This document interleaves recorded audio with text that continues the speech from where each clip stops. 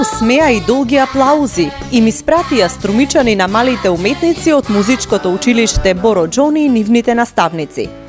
Синокешното шоу наликуваше на мала бродвејска представа со спектакуларни костими и сценографија.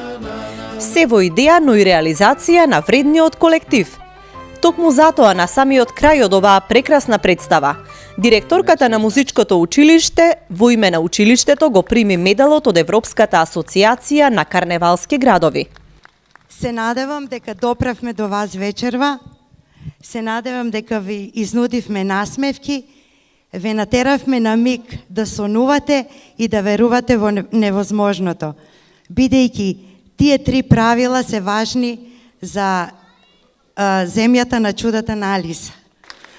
Струмичани добро знаат дека овој медал е предизвик, посебно за карневалџиите кои се во душа карневалџии. Ви благодарам многу и ви обеќам дека ќе го одбраниме тој медал. Могу речи да смо угодно изненаđeni не само Пријатно сме изненадени не само од организацијата на карневалот во Струмица, туку и од овие прекрасни деца кои ги споја маските со музичките таленти и се бисери кои ќе ги освојуваат сцените не само во Македонија, туку и пошироко. Позорницама у Македонија и шире. Музика, пеење, но и ономатопеја.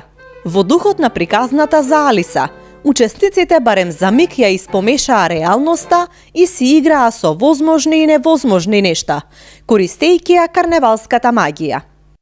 Painting the roses red, they're painting the roses red. Oh, pardon me, but Mr. Three, why must you paint them red? Stop!